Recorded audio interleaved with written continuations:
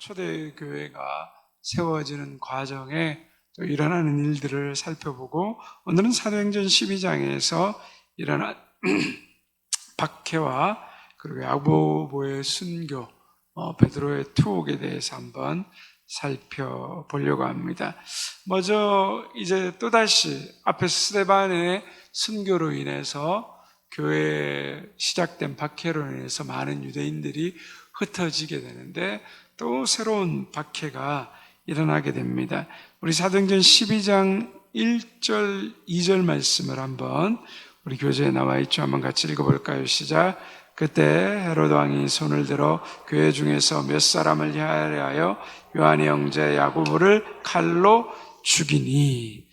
자, 헤롯 왕이 나오죠. 성경에 보면 똑같이 헤롯이라 나와서 이 헤롯이 어떤 헤롯인가에 대해서 우리는 잘 모를 때가 많습니다. 앞에서 신약 맥잡기 처음 시작할 때 제가 헤롯 가문의 가계도를 한번 설명을 드렸는데 전혀 기억이 안 나시죠? 정상입니다. 어려워하지 마시고 다시 한번 들으면 됩니다. 자, 헤롯의 가문은 한마디로 말하면 콩가루 집안입니다. 복잡해도 너무 복잡합니다. 우리가 가장 성경에서 잘 아는 그 헤롯은 우리가 일명 말하는 헤롯 대왕입니다. 여러분 한번 도표를 보시면 맨 위에 잘 안 보이네요, 그죠? 여러분 교재에도 거기 도표 보면 맨 위쪽에 헤롯 대왕 빨간색으로 사각형으로 적혀 있죠. 그 헤롯 대왕, 이 사람은 누구일까요? 예수님이 탄생할 때 예루살렘에서 유아 대학살을 일으켰던 헤롯 대왕입니다. 그 아래로 내려오면 헤롯 대왕 사후에 이 부인들이 쭉 지금 5명인데 이외에도 더 있습니다. 근데 그 말다케라는 여자와 결혼해서 낳은 아들이 헤롯 아켈라오, 그 다음에 헤롯 안티파스, 성경에 헤롯 안디바라고 나오죠. 그리고 클레오파트라랑 결혼한 사람이 헤롯 빌립입니다. 자, 헤롯 아켈라오는 유대 땅 지역을 다스렸다고 그랬죠. 우리가 유대와 사마리아와 갈릴리 나누는데 유대 지역을 다스린 왕이었는데 너무 폭정이 심해서 유대인들과 사마리아인들이 한 통속이 되어가지고 로마 황제에게 이 아켈라오를 처리해 주시지 않으면 우리는 견딜 수 없습니다. 반란이 일어날 겁니다. 그래서 로마 황제가 그 이야기를 들어줘서 아켈라오를 폐위시키고 빌라도 총독체제로 유대 땅을 다스리는 걸로 돌렸다고 말씀드렸습니다. 그리고 두 번째 나오는 헤롯 안디바, 안티파스, 이 사람은 누구죠? 갈릴리 지역과 그리고 우리가 배웠던 베레아 지역을 다스렸던 왕입니다. 세례 요한을 처형시켰고 예수님을 십자가에 못 박기 전에 신문하고 조롱했던 왕이었습니다. 성경에 조금 복음서에 구분되어서 나오죠. 헤롯 안티파스도 나오고 아켈라오도 나오고, 그 다음에 또 한 사람이 보면 헤롯 빌립이죠, 그죠? 그 이복 동생 빌립의 아내 헤로디아를 뺏어가지고 결혼했던, 그래서 북쪽 가이사랴 빌립보 지역과 이두레 지역을 다스린 왕이었다라고 우리가 이야기했습니다. 자, 그러면 오늘 사도행전 12장에 나오는 이 헤롯은 누구냐? 여러분 지도에 보면 거기 헤롯 아그리빠 1세가 보이시나요? 네, 글씨가 조금 작은데 거기 아그리빠 1세가 바로 오늘 사도행전 12장에 나오는 바로 헤롯입니다. 자, 이 아그리빠 1세는 어떤 왕이냐? 여러분 그 교재에 보면 첫 번째 한번 읽어볼까요? 시작. 아버지 아리스토블루스의 죽음으로 어린 나이에 로마로 유학을 갔다. 자, 아그리빠 1세 위로 올라가니까 뭐죠? 아리스토블루스가 나오죠. 아버지였다는 거예요, 아버지. 근데 위에 있는 헤롯 대왕이 그 아내 미리암이 자신을 헤아려는 반란을 꾀했다고 그래서 자기 부인을 죽여버립니다. 헤롯은 자신의 왕자를 지키기 위해서라면 가족이고 자식이고 없었습니다. 다 죽여버리는데, 그 미리암이 죽자 그 두 아들 알렉산더와 아리스토블루스가 아버지에 대한 또 적개심을 가지게 되죠. 그래서 또 옆에서 얘들이 위험합니다 라는 이야기를 듣고 이 아리스토블루스하고 알렉산더를 죽입니다. 근데 아리스토블루스가 아들을 낳았단 말이죠. 그 사람이 바로 헤롯 아그리파 1세입니다. 말하자면 헤롯 대왕의 뭐죠? 손자에 해당되죠. 근데 어렸을 때 이미 뭡니까? 아버지가 할아버지 손에 죽는 걸 봤어요. 근데 헤롯 대왕이 무슨 일인지 모르지만 이 아그리파, 이 아들을, 손자를 보고 불쌍했는지 아버지가 죽었으니까 로마로 조기 유학을 보내게 됩니다. 근데 이 헤롯 대왕은 수완이 좋았기 때문에 로마의 왕족들, 귀족들과 가까운 친분 관계였습니다. 그러니까 로마로 유학을 가게 된 아그리파 1세가 어디에서 놀았냐면 왕궁에 있는 사람들과 어울려서 놀았습니다.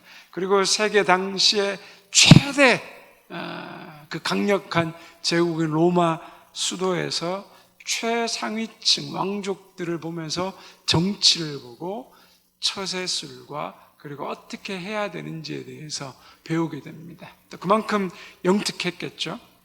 그래서 잘 살아가던 과정 가운데 자기가 친구로 같이 지냈던 누구죠? 여러분 거기 세 번째 보면 친구 가이우스, 누구요? 칼리굴라 황제라는 로마의 세 번째 황제와 친구로 지냈는데 이 친구가 황제의 자리로 등극하게 되는 거죠.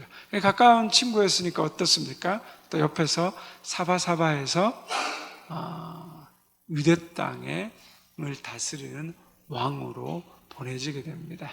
그래서 그 과정에서 처음에는 그 유대 땅, 팔레스타인 땅 일부만 다스리다가 점점 자기 세력이 커져서 자기 할아버지가 다스렸던, 헤롯 대왕이 다스렸던 팔레스타인 전체를 이 헤롯 아그리파 1세가 차지하게 됩니다. 자, 그런데 헤롯 아그리파 1세는 여러분 어디에서 자랐다고요? 로마에서 자랐죠. 로마에서 자랐으니까 유대의 물정을 제대로 압니까? 모릅니까? 모르죠.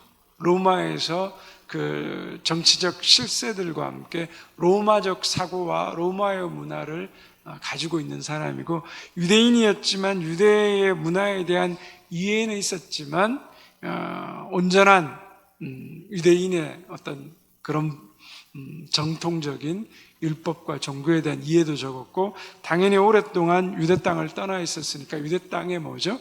자신의 세력과 힘을 가지기에는 너무나도 어려움이 있었던 거죠. 자, 그러면 헤롯 아그리파 1세가 이 유대 땅의 왕으로 오게 되면 어떤 일을 가장 먼저 해야 될까요? 자기의 정치적 입지를 세우는 일을 가장 먼저 해야 됩니다. 그러면 자기의 정치적 입지를 세우려면 누구와 만나야 됩니까? 유대 땅에 누가 유대 땅을 다스리고 있어요? 실질적인 유대인들의 저기를 하고 있어요? 유대인들을 다스린 사람들이 누구예요? 유대인들을 다스리고 있는 실질적인 권력이 누구죠? 이렇게 처음 듣는 듯하고 모른 척 하시면 굉장히 곤란합니다.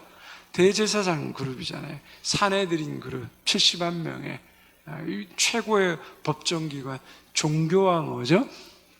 정치가 통합된 유대 땅. 그러니까 당연히 뭐죠? 종교 지도자들, 제사장 그룹들과 가까워져야 되는 거죠. 그래서 그러려면 그들과 가까워지면 어떻게 해야 돼요? 유대 율법을 존중하고 따라 주어야 되는 거죠. 철저하게 율법을 지키고 바리새인적인 엄격한 규정을 지키는 사람처럼 행동했는 거죠. 유대인들 앞에서 경건한 사람처럼 성전 예배를 드리고 그들과 함께 생활합니다. 그리고 로마를 떠날 때 가이우스가 챙겨준 두둑한 황금을 예루살렘 성전의 금고에 바치죠. 그러니까 사람들이 어때요? 로마에서 헤롯 대왕의 손자가 이 땅에 왕으로 왔는데, 이야, 우리를 위하는구나 라는 생각들을 하게 되고, 그들 또한 뭐죠? 아그리파 1세를 정치적 동반자로 받아들이고 공생하며 살아가는 거예요.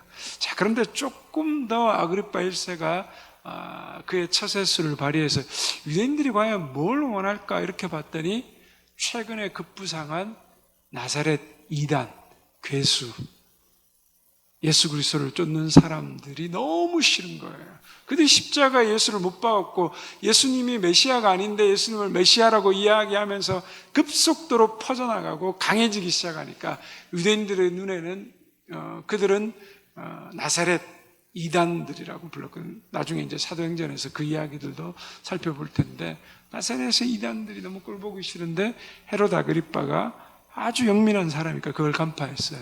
그러니까 어떻게 해요? 유대인들과 결탁하고 정치적 안정성을 보장받으려면 유대인들이 싫어하는 뭐죠? 그리스도인들을 핍박해야겠구나. 그 대표적 케이스가 누구예요?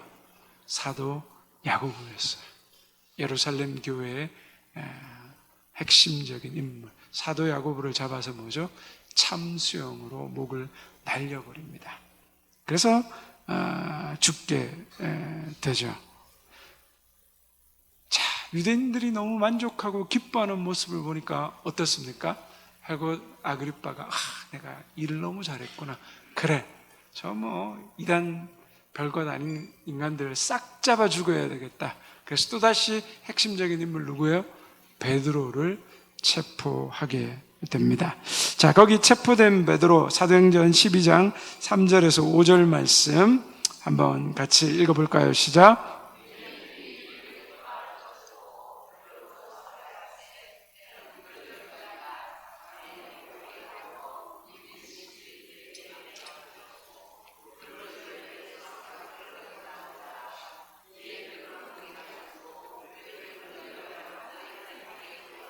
예.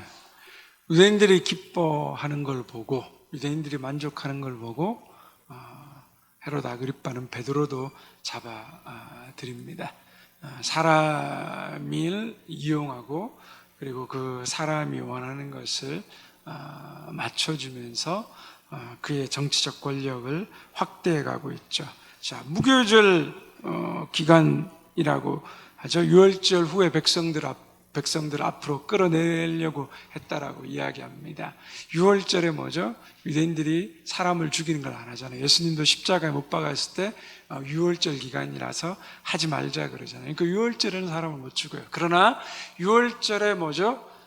이스라엘의 가장 큰 민족 절기였기 때문에 유대인들, 예루살렘에 있는 유대인들뿐만 아니라 전 세계 디아스포라 유대인들이 예루살렘으로 몰려오니까 이 베드로를 죽임으로써 많은 대중들 앞에서 죽이면 이 그리스도인들을 핍박하는, 그리고 그들에게 공포를 줄 수 있는 이 나사렛 이단을 쫓지 않게 되는 교훈이 되겠다 생각하고 6월절이 끝나자마자 끌어내서 죽이려고 했다라고 성경은 이야기하고 있는 거죠.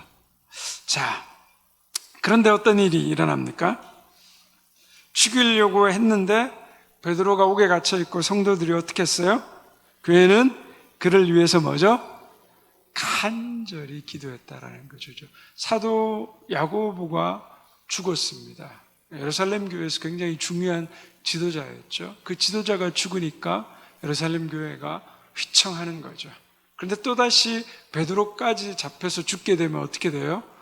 교회가 어떻게 될지 굉장한 심각한 위기에 처한다라고 생각이 된 거죠. 그러니까 성도들이 모여서 뭐죠? 숨어서 함께 간절히 베드로를 위해서 기도했습니다. 자, 그런데 베드로가 옥에 갇혀 있는데 우리가 읽은 12장 그 3절 이하의 말씀 보면 두 군인 내식인 네패에 뭐죠? 맡겨서 지켜졌다는 거예요. 아예 탈출이라든지 누군가가 감옥을 부수고 들어와서 아예 도망 못 가도록, 그죠? 손에 쇠사슬을 채우고 발에 쇠사슬을 묶고, 그리고 그 옆에 뭐죠? 4명이 번갈아 하면서 베드로 옆에 함께 베드로를 지키면서 그렇게 있었다라는 것들을 설명하고 있습니다. 최근에 우리가 미국에서 또 황당한 일이 생겼는데, 우리 그 일하고 있던 LG하고 이쪽 현대 쪽의 직원들이 그 이민당국으로 잡혀갈 때, 여러분 TV 보셨죠, 그죠? 이야, 무섭더라고요, 진짜. 양 손에 쇠사슬 채우고 발에 쇠사슬 채우고 허리에 묶고, 이게 무슨 범죄자도 아닌, 이야, 저렇게까지 그 묶인 거 걷는 게 어떻습니까? 제대로 걸을 수가 없는 거죠. 안 되는 거죠. 도망간다는 것 자체가 굉장히 불가능한 상황인 거죠. 근데 어떤 일이 일어납니까? 밤에 하나님께서 천사를 보내셨다는 거예요. 천사를 보내셔. 자, 12장 11절 한번 읽어볼까요? 시작. 이에 베드로가 정신이 들어 이르되 내가 이제야 참으로 주께서 주의 천사를 보내어 나를 헤롯의 손과 유대 백성의 모든 기대에서 벗어나게 하신 줄 알겠노라.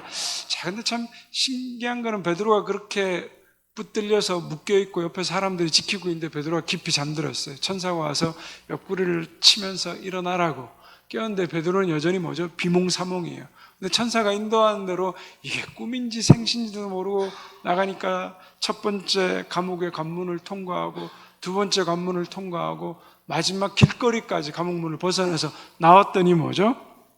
정신이 이제 든 거예요. 처음에 이제 꿈인지 생신인지 몽롱했었는데 정신이 깨고 났더니 뭐죠? 하나님이 천사를 보내서 나를 뭐죠? 헤롯의 손과 유대 백성의 모든 기대에서 벗어나게 하신 줄을 알겠노라. 자, 유대 백성의 모든 기대는 뭘 얘기하는 걸까요? 예수 그리스도의 이름으로 이야기하지 않는 것, 예수님이 그리스도다, 메시아로 이야기하지 못하는 것, 나사렛의 모든 이단 교수를 따른 예수님을 따르는 모든 그리스도인들은 뭐죠? 이 땅에서 사라지는 것, 역사에서 묻어져 버리는 것. 그래서 헤롯의 손이 그 일을 행했는데 뭐죠? 하나님의 손이 어떻게 했어요? 그 헤롯이 아무도 모든 것들을 무너뜨리고 무너지게 하려고 하는 계획 가운데서 하나님의 손이 어떻게 합니까? 단번에 천사를 보내셔서 베드로를 옥에서 건져내시는 일을 하시는 거죠. 이게 굉장히 중요합니다. 하나님은 불가능해 보이는 상황을 뭐죠? 한 방에 엎으실 수 있는 분이에요.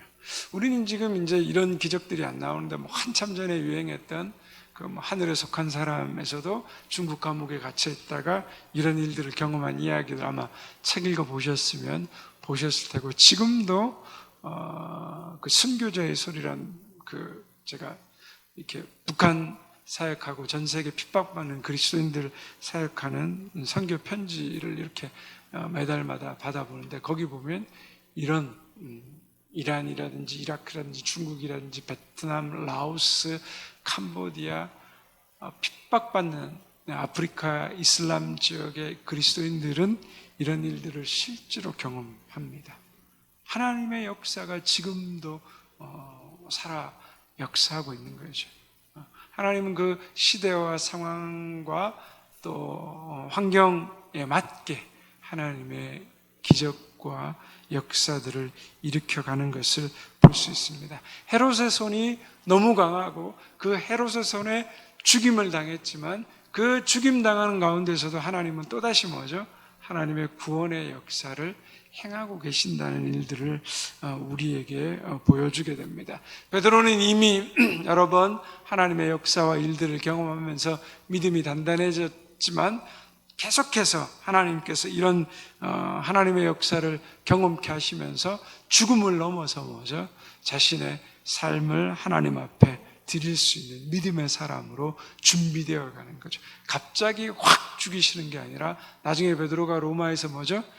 네로 박해 때 붙잡혀서 거꾸로 십자가에 매달 달려서 죽을 만큼 충분히 도망갈 수 있었는데 다시 그리스도인들을 버릴 수 없어서 다시 그곳으로 돌아오는 그런 믿음의 사람으로 하나님께서 베드로를 만들어 가시고 있는 거죠.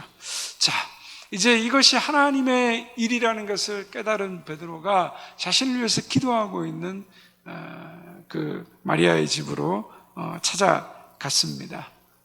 로데라는 여자 종이 문을 열려고 밖에 누구세요라고 물어봤더니 베드로의 목소리가 들렸습니다. 문도 안 열어주고 뭐죠? 달려들어와서 베드로가 왔다라고 하니까 사람들의 반응이 어떻게 해요?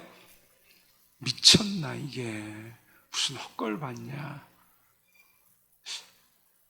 그죠? 베드로의 석방을 위해서 뭘 하고 있었어요? 기도하고 있었잖아요. 근데 베드로가 밖에 대문 앞에 나왔다니까 사람들의 반응은 뭐예요? 이게 미쳤나.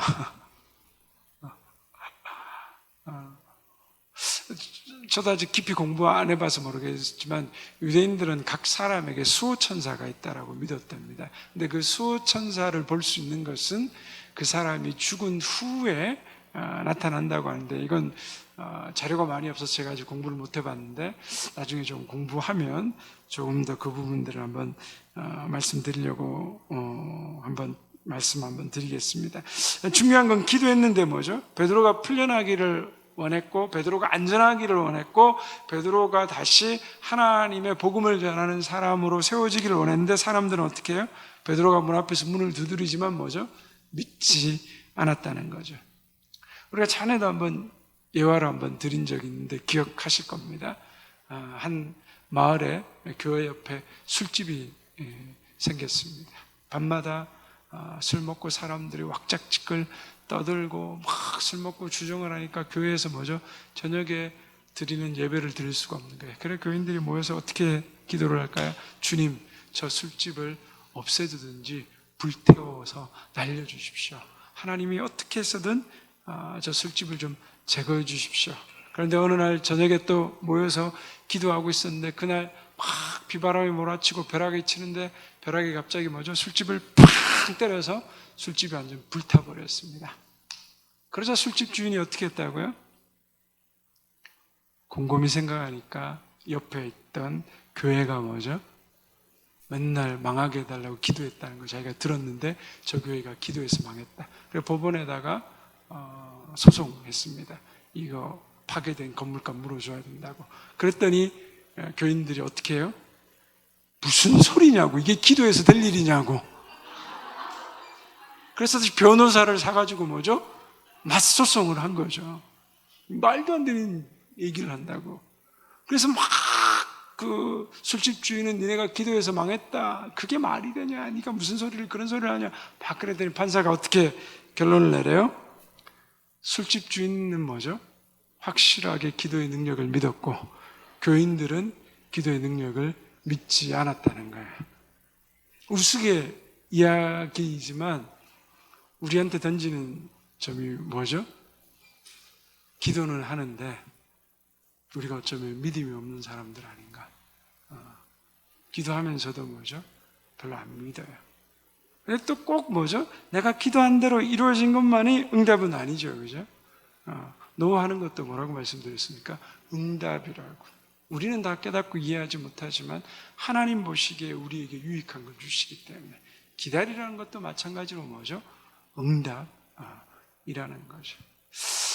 그러나 중요한 것은 뭐죠? 우리의 기도에 하나님이 반드시 응답하신다는 거. 우리 그 믿음은 잊어버리지 말아야 되는 거예요. 기도해놓고 벌떡 살아나니까 놀라서 자빠지는 일들이, 그런 일들이 있는 거죠. 자, 이제 이런 일들이 일어나고 헤롯이 베드로가 도망갔다는 걸 도저히 믿지 못하고 사방으로 찾아도 찾을 수 없자 감옥에 베드로 옆을 지켰던 군인들과 관수가 짰다라고 생각하고 그들 다 처형하고 헤롯 아그리빠가 가이사라로 돌아갑니다. 가이사라가 어딘지 기억나시나요? 한번 지도 한번 보여주시죠. 자, 보시면 우리가 늘 배웠던 갈릴리 요단강 사해가 있고 예루살렘이 있고 수가가 있고 가나가 있고 가버나움이 있고, 오랜만에 보니까 너무 반갑지 않습니까? 막 지도가 쫙 떠오르시고 이쪽 뭐죠? 지중해 쪽으로 뭐죠? 요빠가 있고 그 위에 가이사라가 있는 거예요. 가이사라가 어떤 도시라고 말했습니까? 로마의 유대 땅을 다스리는 총독의 관저가 있는 곳. 헤롯 대왕이 가이사라 누굽니까? 로마의 황제를 가르치는 호칭이죠. 가이사 아구스도 가이사라를 위해서 세운 도시가 가이사라인 거예요. 가이사라에 자신의 별장이 있어서 그쪽으로 헤롯이 가게 되는 거죠. 자, 그런데 거기에서 성경에 우리가 읽지 않았는데 내용을 보면 두로와 시돈의 사람들이 헤롯 왕을 찾아옵니다. 근데 성경에 보면 두로와 시돈 사람을 향해서 헤롯 아그리파 1세가 굉장히 분노했다 그래요. 왜 분노한지에 대한 구체적 이유는 없는데 헤롯 대왕이 분노하니까 두로와 시돈이 페니키아라고 말씀드렸잖아요. 지금의 레바논이에요. 그래서 사절단을 보내죠. 두로와 시돈은 이렇게 농사를 지어서 곡물을 막 이렇게 만들어낼 수 있는 그 상황이 아니라는 거죠.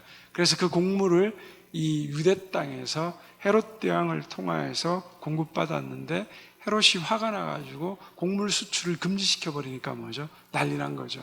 먹고 사는데 문제가 생기니까 사람을 보내는 거죠. 지금의 두로와 시돈은 레바논 땅인데 레바논 하면 성경에 뭐가 생각나요? 여러분? 어떤 게 생각나죠? 레바논에 뭐요? 뭐요? 그렇죠. 백향목. 이게 진짜 좋은 나무라는 거예요. 그래서 솔로몬이 성전 지을 때 뭘로 지었어요? 레바논의 백향목으로.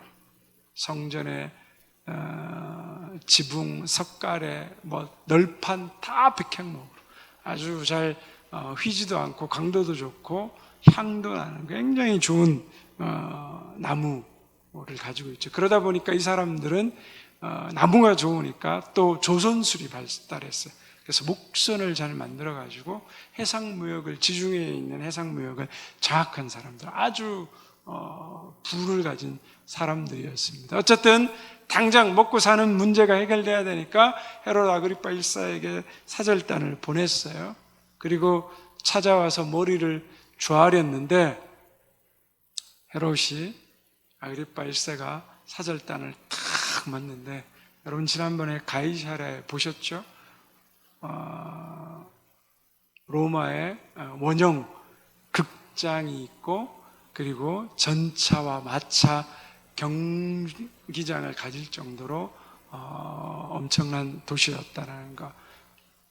자, 한번 사진 한번 보여주시죠. 자, 저게 지금 보존되어 있는 원형 극장의 가이사라 해변에, 지난번 영상 보면서 저 옆에 카페 가서 우리 커피 한잔 마시면 너무 좋겠다고 기억나시죠? 그죠? 저 원형 경기장이 4,000명이 들어갈 수 있는 원형 경기장이라는 거죠. 저게 2000년 전에 지었단 말이죠. 근데 지금도 보존되어 있어요.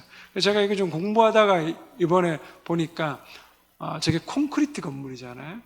그리스식 경기장들은 보면 산이나 비탈을 등대어서 지었는데 로만 콘크리트라는 기술이 발전했대요. 시멘트의 유효기간이 얼마일까요?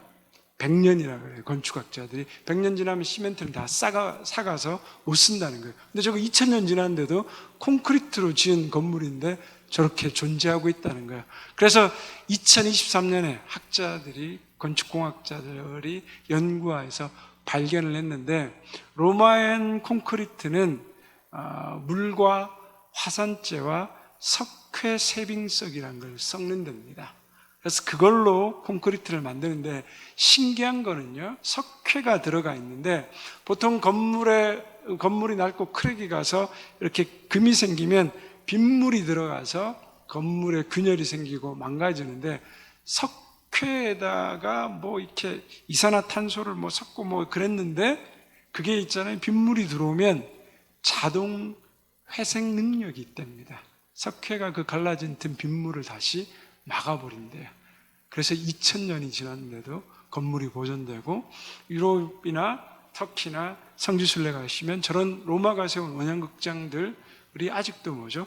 그대로 보존되고 있는 것들을 우리가 볼 수 있습니다. 중요한 건 저 극장 다시 한번 보여주세요. 보시면 자, 극장의 관객석이 저기 돼 있고 어디를 바라보게 돼 있어요? 지중해를 바라보게 돼 있잖아요. 그죠? 그러니까 저기 앉으면 극장에서 하는 이런 연극이나 노래를 들으면서 바다 풍광을 바라보죠. 무대는 반대편으로 지중해를 등지고 있죠. 자, 그런데 마이크 시설이 없잖아요. 근데 지중해에서 뭐죠? 바람이 불어오고 그리고 원형으로 되어 있어서 소리가 무대에서 외치게 되면 그 바람을 따라서 4,000명이 모든 소리를 다 들을 수가 있대요. 신기하죠. 제가 그 터키 성지순례 갔을 때 에베소에 가서 에베소 저 원형 극장에 거기는 한 2만 명 정도, 저보다 더 어리연한 극장인데 그 가운데 무대에 서가지고 같이 갔던 가이드로 가셨던 장로님 한 분이 계셨는데 노래를 잘하시더라고요. 또 막 소렌토로 막 성악을 쫙 뽑으시는 거예요. 근데 정말 그 전체가 다 울려서 들리는 거예요. 소리가 막 지나가는 외국인들을 막 박수치고. 제가 나중에 성지순례 가면 꼭 한번 저 무대 중앙에 한번 서서 찬양 한번 준비해서 불러보면 너무 좋겠다 싶습니다. 자, 근데 그렇게 헤롯이 나오면서 사람들을 향해서 소리를 탁 내는데 헤롯이 그날 또 옷을 뭘 입고 왔냐면 은으로 된 왕복을 입고 나왔어요. 그러니까 지중해 햇볕을 받고 은으로 된 왕복에 뭐죠? 헤롯의 몸이 반짝반짝 빛나는 거예요. 그리고 헤롯이 한마디를 쫙 하니까 4,000명의 그 모여있는 회중을 압도하는 거죠. 그러니까 또 사람들이 그걸 보고 그 헤롯의 위엄에 압도되어서 뭐라고 얘기합니까? 이것은 사람의 소리가 아니라 신의 소리다. 그럴 것 같아요. 번쩍번쩍 빛나죠. 소리는 막 쫙 울리죠. 사람들이 뭐죠? 헤롯을 신처럼 바라보고 울리는 거예요. 그런데 헤롯이 어떻게 합니까? 그 사람들이 당신의 신이라는 그 영광을 뭐죠? 그대로 받는 거예요. 자, 그러자 어떤 일이 생깁니까? 그 헤롯 아그리파 1세의 최후, 사도행전 12장 23절 말씀 한번 같이 읽어볼까요? 시작. 헤롯이 영광을 하나님께로 돌리지 아니하므로 주의 사자가 고치니 벌레에게 먹혀요. 하나님의 영광을 자기가 취하려고 하고 자기가 하나님 자리에 서려고 하니까 하나님이 어떻게 하셨어요? 주의 사자를 보내서 뭐죠? 쳤더니 뭐요? 벌레에 먹혀 죽었다. 도대체 무슨 벌레가 사람을 죽이냐? 그래서 학자들이 막 이것저것 얘기하는데 뭐 어떤 사람은 그 뭐죠? 맹장이 파열돼서 죽었다. 어떤 사람은 급성 췌장염이 뭐 했다. 뭐 여러 가지 설들이 많은데 유대인 요세푸스의 그 역사서에 읽어보면 이 헤롯 아그리파 1세가 그 로마에서 가이우스 황제의 그 인정을 받고 파송될 때 한 예언가가 이 아그리파 1세에게 나타나서 당신에게 이 부엉이과의 새가 나타나게 될 텐데 그 새를 보면 당신의 손자와 자손까지 대대로 아주 부귀영화를 누릴 거다. 근데 다시 그 부엉이가 나타나가지고 당신의 눈에 보이면 당신은 5일 안에 죽을 거다. 그래서 로마에서 예루살렘으로 왕으로 올 때 그 부엉이를 본 거예요, 진짜. 근데 사람들이 사람의 소리가 아니라 신의 소리다 그래서 헤롯 아그리파가 하늘을 쫙 쳐다봤는데 그 눈앞에 그 부엉이가 또 날아가더라는 거죠. 그 예언이 그대로 이루어져서 5일 만에 헤롯 아그리파는 숨을 거두게 되었다라고 유대인 요세푸스라는 사람이 그 유대인 역사에 기록하고 있습니다. 참 허무하지 않습니까? 그렇게 절대적 권세, 로마 황제를 등에 업고 아무도 대적할 수 없는 막강한 권세를 휘두르던 왕이 하루아침에 죽어버린다는 거죠. 그래서 시편 2편 1절에서 4절은 이렇게 말합니다. 한번 같이 읽어보겠습니다. 시작. 어찌하여 이방 나라들이 분노하며 민족들이 헛된 일을 꾸미는가? 세상의 군왕들이 나서며 관원들이 서로 꾀하여 여호와와 그의 기름 부음 받은 자를 대적하며 우리가 그들의 맨 것을 끊고 그의 결박을 벗어버리자 하는도다. 하늘에 계신 이가 웃음이에요. 주께서 그들을 비웃으시리로다. 자, 세상의 왕들이 하나님의 통치를 거역하고 하나님을 대적하고 자신들의 지혜를 모은대요. 근데 시편 기자가 그걸 보고 하나님이 어떻게 하신다고 뭐라고요? 하늘에 계신 하나님이 어떻게 하신다고요? 비웃으신다고요. 왜 그렇습니까? 하나님이 역사를 다스리고 통치하시는 분이기 때문에, 인간이 역사의 주인이 아니기 때문에. 우리가 세상의 악한 지도자들이 득세하는 것 같고 악인들이 득세하는 것 같을 때마다, 우리의 마음이 실망되고 우리의 마음이 막 괴로울 때마다 우리가 기억해야 되는 성경 구절이 이거예요. 하나님을 대적하고 그 꾀를 부리는 그 모든 사람들에 대해서 하늘에 계신 하나님이 어떻게 하신다고요? 비웃으시는 거예요. 왜 그래요? 하나님이 역사를 다스리시고 통치하시고 하나님은 지금도 다스리고 계시기 때문입니다.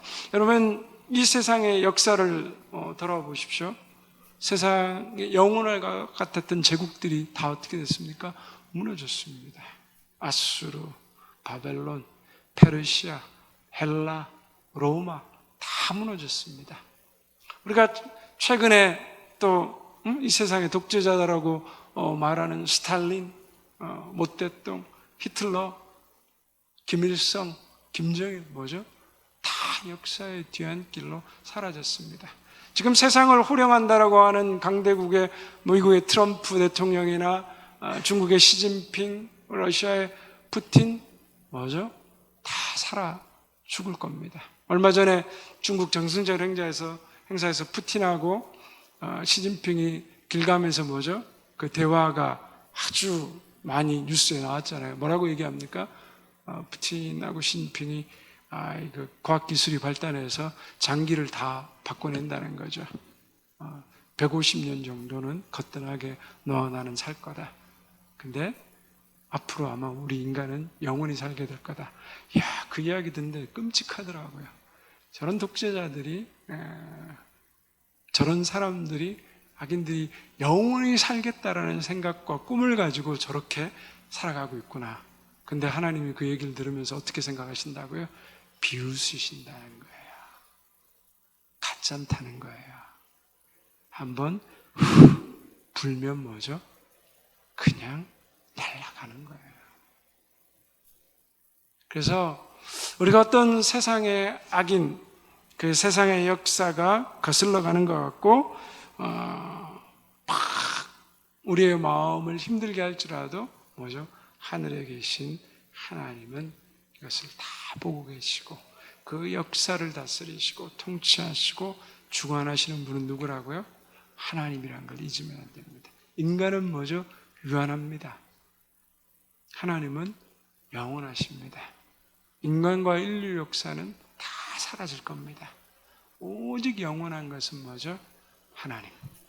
하나님의 말씀밖에 없다는 것. 우리가 그것을 잊지 말아야 됩니다. 헤롯 아그리파 1세의 죽음은 인간의 권력의 토도가 뭐죠? 얼마나 허약한 건가 우리에게 보여줍니다. 근데 헤롯 아그리파만 그렇습니까, 여러분?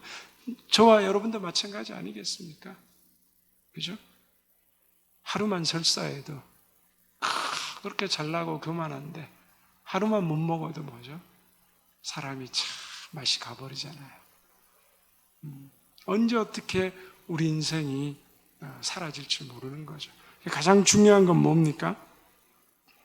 하나님 앞에 겸손해야 됩니다. 아무리 잘난 척 해봐야, 뻐겨봐야 하나님 앞에서 다 똑같은 인간이라는 거예요. 저 높은 곳에서 뭐죠? 아래를 바라보면 다 똑같아요. 달라 보이질 않아요. 우리가 그 사실을 잊어버리면 안 됩니다. 하나님께서 우리를 보고 계시고 또 우리가 얼마 전에도 경험했지 않습니까? 코로나19 바이러스, 눈에도 보이지 않는 그 바이러스 때문에 전 세계 모든 사람들이 한 발짝도 집안에서 나가지도 못하고 죽음의 공포에 사로잡혔다. 그 인간의 연약함들을 우리가 잊어버리면 안 됩니다. 우리에게 주어진 삶은 뭐죠? 하나님의 은혜로 살아가는 겁니다. 하나님께서 마땅히 받으셔야 될 영광을 우리가 취하면 안 되고, 언제나 하나님이 살아계시다는 것을 기억하고 하나님께 돌려야 될 합당한 영광을 돌려야 할 것입니다. 언제나 나를 이끌어 가시는 분이 하나님이시며 하나님의 나의 주권자 되시다. 내가 내 인생의 주인이 아니라 하나님이 내 인생의 주인이며, 인간이 이 세상의 주인이 아니라 하나님이 이 세상의 역사를 다스리시는 주인이다.